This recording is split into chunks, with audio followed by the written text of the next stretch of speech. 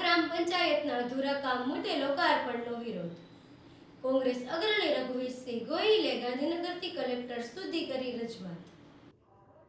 નમસ્કાર, હું રઘુવીરસિંહ ગોહિલ, ગામ તાણા, તાલુકો સિહોર.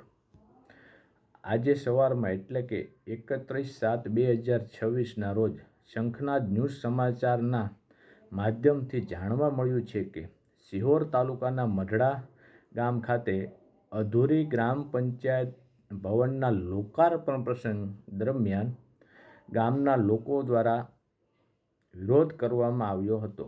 આ દરમિયાન ગામના પ્રથમ નાગરિક તથા લોકશાહી પદ્ધતિથી ચૂંટાયેલા સરપંચશ્રી સહિત અન્ય આગેવાનોની અટકાયત કરવામાં આવી હતી.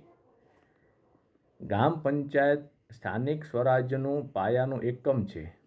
સરપંચ ગ્રામ પંચાયતના ચૂંટાયેલા વડા તરીકે પંચાયત વહીવટી અને સંચાલન માટે જવાબદાર હોય છે.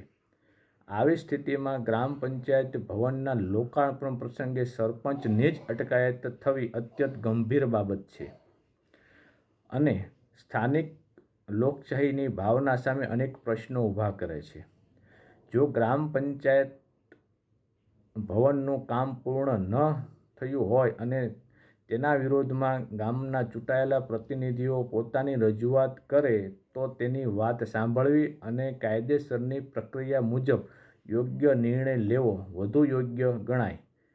તેથી સમગ્ર ઘટનાની નિષ્પક્ષ તપાસ થવી અત્યંત જરૂરી છે.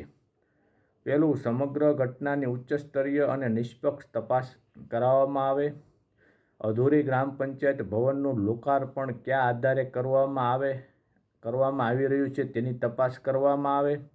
ત્રીજું, સરપંચશ્રી તથા અન્ય આગેવાનોની અટકાયતના કારણો અને પ્રક્રિયાની તપાસ કરી જવાબદારી નક્કી કરવામાં આવે. આ બાબતે મેં ડીડીઓ સાહેબશ્રી ભાવનગર, કલેક્ટર સાહેબશ્રી ભાવનગર અને ગુજરાતના રાજ્યપાલશ્રીને ઈમેલ દ્વારા જાણ કરેલ છે.